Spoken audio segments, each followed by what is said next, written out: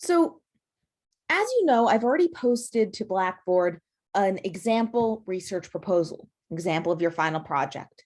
And I mentioned that that was actually a proposal that I developed for something else, not for your class. So it doesn't follow the guidelines perfectly, but it's still a good working model for you to see what I expect. That's the same with this presentation, since it is based off that sample.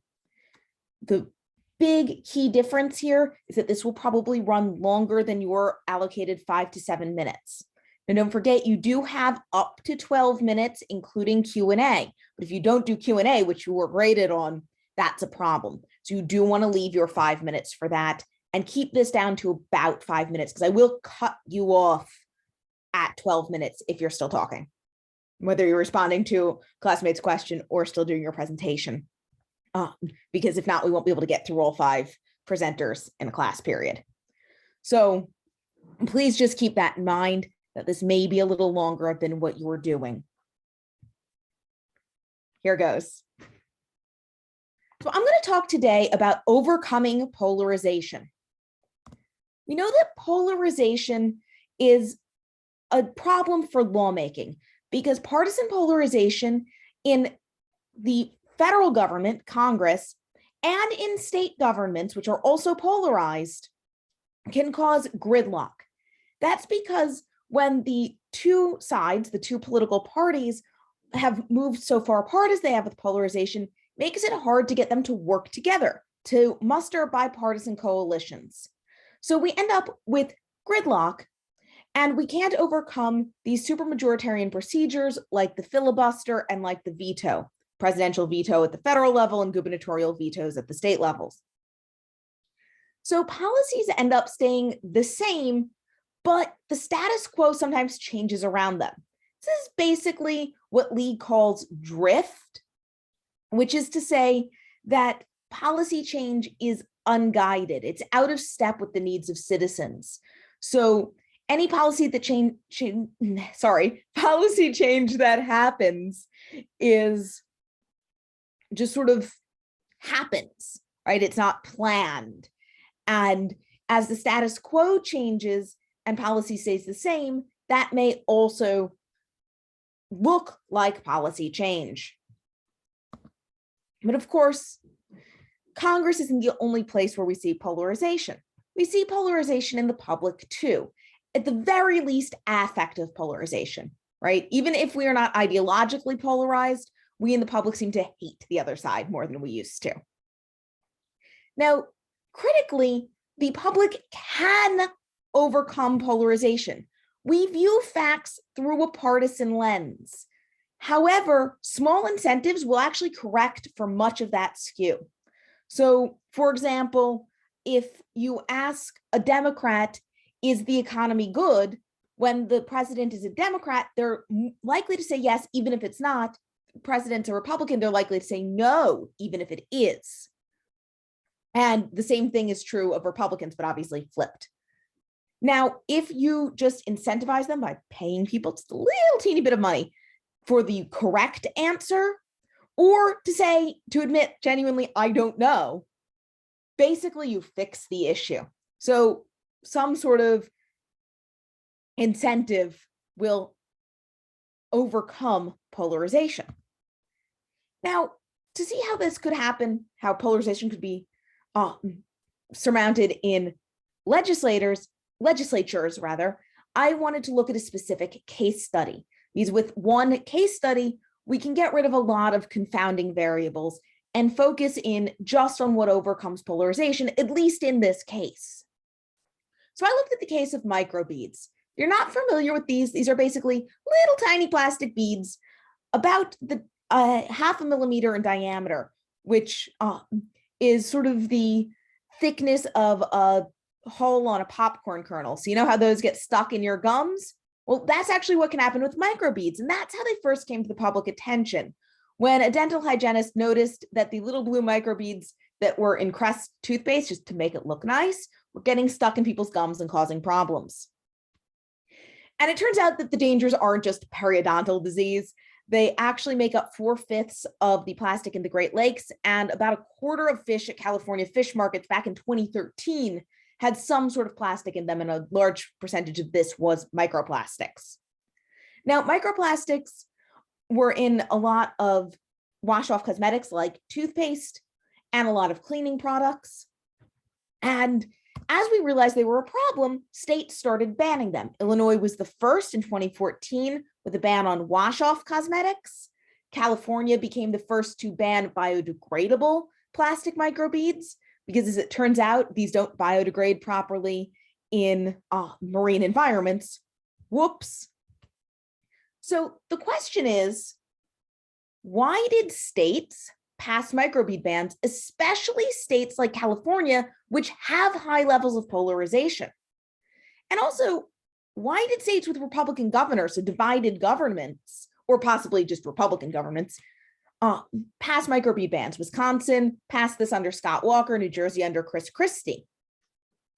And that seems improbable, right? Given the polarization in legislatures and the affective polarization in the public, politicians shouldn't have been able to come together, right? There should have been gridlock, but they did. They were motivated to pass these laws for some reason, even though these laws actually favor democratic principles, government regulation of corporations, ban of microbeads, over Republican ones, free market enterprise.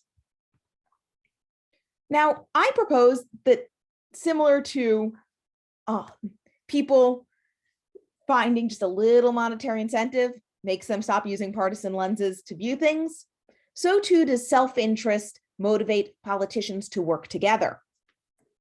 In this case, specifically, my hypothesis is that the proximity to a large body of water, as well as the partisan makeup of the state government, will affect how many Republicans cross party lines to support a traditionally Democratic policy, microbead bans. And I'm going to look at this at the unit of states. Right? I could use the federal government, but that's a really small N, right? States, if all 50 states have considered a microbead ban, which is not the case, but many have, I have a relatively large N. And that will help me get a little bit more power in my statistical testing. So what I'm going to look at is the independent variables that I think affect support for these bills. So I believe that a large body of water is going to matter, right? If a state sits on a large body of water, that is to say it has coastline on either the Atlantic or Pacific Ocean or the Great Lakes, it should be considered in a large body of water. I'm going to use that to be a binary or dichotomous variable. So any coastline is a yes, it's on a large body of water. No coastline is a no, it's not on a large body of water. Now, obviously, I could be using an interval variable with measurements of coastline, but there's a shocking amount of conflict on how long coastlines actually are. So to avoid that, I'm just going to make it binary, yes or no. Plus, at some point, does it matter how long your coastline is, right? Florida, because it sticks out, has an extremely long coastline on the coast, but New York, with coastline on the Great Lakes and on the Atlantic, still should be considered to be as motivated as Florida, probably, at least in my theory. So makes sense just to use this as a dichotomous variable. Partisan makeup, that again, I am modeling as a dichotomous or binary variable. If the state has unified democratic government, or if the state does not. So that would be divided government or unified Republican government are grouped into one. I'm also going to be using a dichotomous variable to determine whether the bill is, to indicate, whether the bill is weak, like the Illinois bill, or strong, like the California one. And to determine the strength of the bill, I am going to have to use some content analysis, right? So I'm going to have to actually look at the text of the bills to determine how strong it is. And I will be coding that unit of analysis as the bill as my whole unit. Now, my dependent variable is Republican support for the bill. This is going to be an interval ratio variable, in that I'm going to measure it as a percentage of Republicans who voted for the ban. So the total number of Republicans in the House, I'm going to, in the state legislature, I apologize. And I'm going to use the percentage of them who voted for the bill. And I can model this using linear regression. So it would just be my independent variables and my dependent variable as my outcome. So I have this with my Y first. So the percent of Republican support, my independent variable, equals a constant plus the dichotomous variable of whether it is on water or not. I've coded this as on water is 1. So this would add, because I think that being on water would mean that Republicans would be more likely to support it.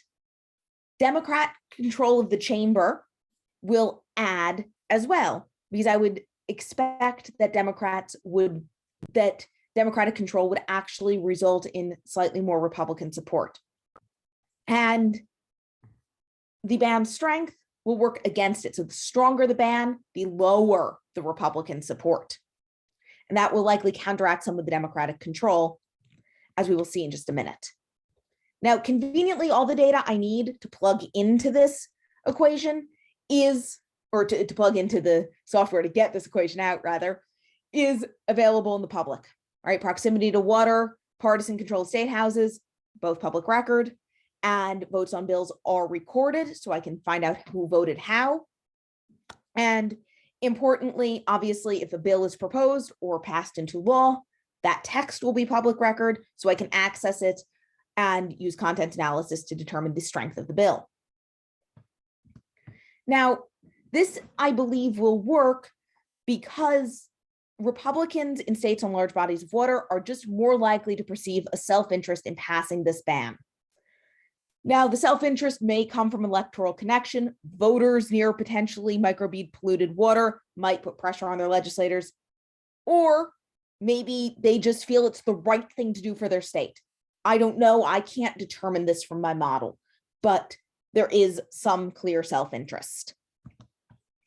And I predict that that self-interest is going to result in more Republican support. So if the state is on a large body of water and has unified control, there will be moderate Republican support.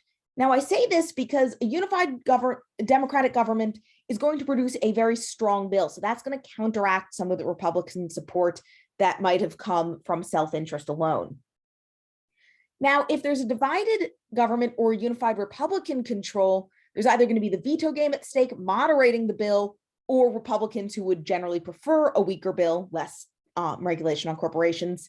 So there would be a weak bill coming out of there. And therefore, that would actually have high Republican support, right, in order to pass it all, which needs to happen because of the self-interest. These are on a large body of water. Under unified Democratic control, when there is no large body of water, then I would predict very low Republican support. Some may sign on just to sort of maybe look good to their constituents, or again, because they think it's the right thing, but it's going to be very low. However, there's divided or unified Republican control. If there's a bill proposed at all, it's going to get virtually no Republican support. And under unified Republican control, when there's not a large body of water, I think it's unlikely that there'll even be a bill for me to put into this model.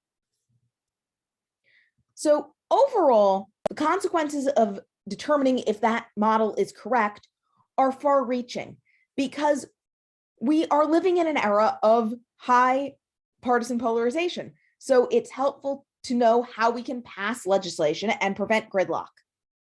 And this, of course, is especially important in similar cases, right? Fracking, investment in clean energy, setting car emission standards. So many different climate-related things are in many ways similar to microbeads. Also, just corporate regulations in general may be able to be passed if we can overcome polarization based on self-interest. So that there is my presentation. Thank you for listening. And if you've listened this far, just for me to summarize for y'all, as you may have noticed, I talked about how I'm using a case study in order to then narrow things down so that I can build a model. And I used a linear regression model to model data that I am going to analyze using aggregate data analysis. And you'll notice that some of that data was gathered from a content analysis of individual bills. And so you can see I've used multiple methods in here and described how I'm using them all, how I'm accessing that data, and how it's all coming together. I also did mention some literature in here because, as you know, you are expected to have a literature review, as that is one of the key methods we've learned in this class, right? A method of political science research is obviously doing literature reviews. So that's why I had those first couple slides explaining polarization. I hope this has been helpful for y'all, and I look forward to hearing your presentations in class.